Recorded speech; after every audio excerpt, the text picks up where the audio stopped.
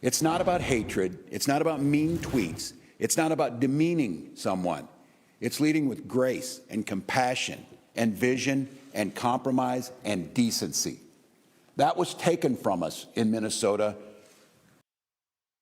Welcome back to The Takeout. That was Minnesota Democratic Governor Tim Walz as his state grapples with the shooting of 2 Democratic lawmakers and their spouses over the weekend. We are joined now by our Lilia Luciano in Minneapolis.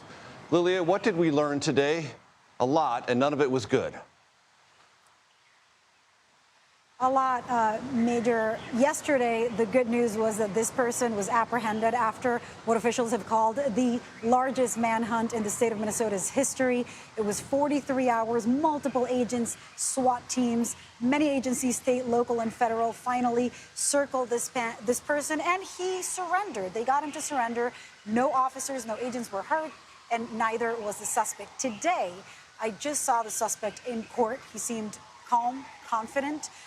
He seemed clear in understanding everything the judge said. We learned that he says he could not afford an attorney. The judge reviewed a little bit of his financials as he declared in court, including how much he had in savings, $20,000 to $30,000, how much he was making every week. Just over $500 a week, that he has 7 cars that are registered to his name, that he owns his home, the home that is nearby the area where he was captured.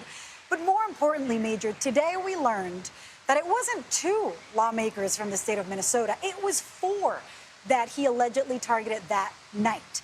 The first one was Senator John Hoffman and his wife, who, as we know, are recovering, fortunately, in the hospital. His daughter called the police after the attack happened, and it was thanks to that call and the quick action of police in the area. I just spoke with the mayor of Brooklyn Park, who was telling me that it was one of those Brooklyn Park officials that showed up to the home that then decided, or several of them, that then decided to monitor and to check in on the homes of other local politicians or state representatives and senators. The second home he targeted was empty.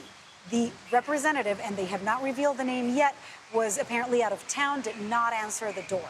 The third one, by the time he got there, or around that time, perhaps he was already there, but before he went to knock on the door, what we have heard is that there was a police officer who was there and might have scared him away. And unfortunately, tragically, the 4th house he went to was that of Representative Melissa Hortman and her husband. There he succeeded in carrying out what officials are calling this political assassination that has shaken the nation. And they both died. From there, some officers did show up. They saw him while he carried out this shooting, but they apparently got there too late to stop him, even though it seems from what the FBI is revealing today that they might have been at the scene when it happened, outside, looking inside. We're still hoping to get a lot more clarity from documents and from police investigations. They themselves are not sure about that timeline. But the point is, he took off, fled on foot. That was Saturday morning. We know from his roommate, who I interviewed yesterday, that he went back to that house. I got there to the roommate's interview while he was being interviewed by the FBI, and he told us that he appeared in a security camera video there. They did not see him. He clearly took off, and then it was hours and throughout the entire day today that all of these agencies worked together to get him. Lilia Luciano in Minneapolis, thank you so very much. We're joined now by Matthew Dallek, a historian and professor at George Washington University, who has researched and written extensively about political extremism and violence that sometimes arises from it. Matt, it's great to see you. Thanks for joining me here. Thanks for having me. You can't offer my audience a comprehensive answer, but offer some insight into what transpired over the weekend and what is a continuation that led to it. Yeah, well, obviously it's horrific. I think it's part of really a pattern that we're seeing in over the past decade, in which political violence has become woven into the culture. It's become endemic. And it's not one thing, of course. It's fueled by a number of social fissures, polarization, demeaning, dehumanizing rhetoric, the idea that the other side is the greatest enemy, the country, right, the internal threat, easy access to firearms, But I think we're experiencing a culture of political violence that the last period in American history was the 60s and 70s, which was worse, but this is a significant uptick. The 60s and the 70s, and of course the Civil War. Leading up to the Civil War, there was routine violence on the floor of the House of Representatives, and sometimes that spilled into the floor of the Senate chamber. Matt, the events of this weekend, because this was not random, as Lilia just explained, 4 different houses. This person posed as a police officer. This person allegedly had a list of potential targets, was well armed, wore a silicone mask to cover up his actual identity. I mean, this was something that had a lot of planning behind it. For anyone who is a local official, a state official, member of Congress, member of the Senate, it has to add to an already heightened sense of nervousness. Yeah, well, and if we step back, last year, I believe, more than 9,000 threats were made against members of Congress, 1,000 serious threats against federal judges.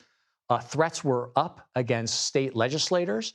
And we're now reading stories about members of state legislators that are removing their addresses from their website. Some are probably retaining more security than they had. Maybe some are not running for office as a result. One person said that he was worried about the effect on his family, right? As I'm sure many are.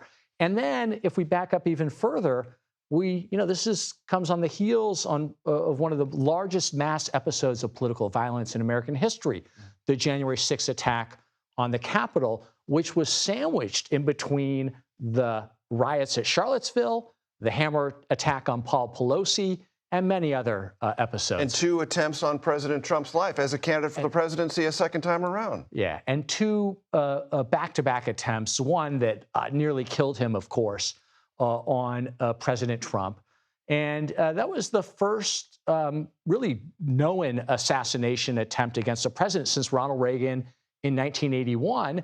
And if it was just one assassination attempt and that was it, right, it would be one thing. But it's part of this fabric, right, this mosaic of acts of violence. And it strikes me, Matt, that mosaic, if that is the proper word, began maybe with Gabby Giffords. Yeah, I mean. And then from then, slowly and more accumulating, we are seeing more and more episodes bunch closer together in sequence. So this is, I think, going to be a debate many decades from now. Right. When did this period begin? When did this start? Right. Yeah, and Gabby Giffords is, I think, a reasonable place, a reasonable starting point. The white supremacist riots in Charlottesville is another, I think, kind of signature moment. A lot of it is obviously pegged to the rise of Trump, who Trump has been both obviously a victim of violence, I think also an accelerant in terms of his language, the pardons of the January 6th convicted police beaters and other felons. So but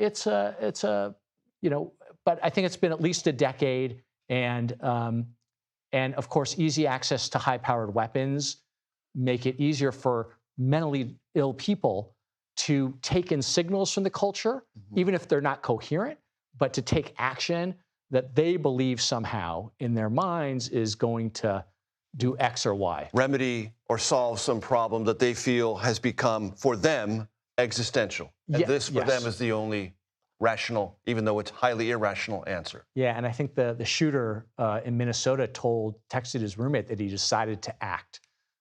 I'm paraphrasing. Right. And that's the mentality. Matthew Dallek, great pleasure to have you here. Thank you so much for the perspective. I appreciate it. Thanks for having me.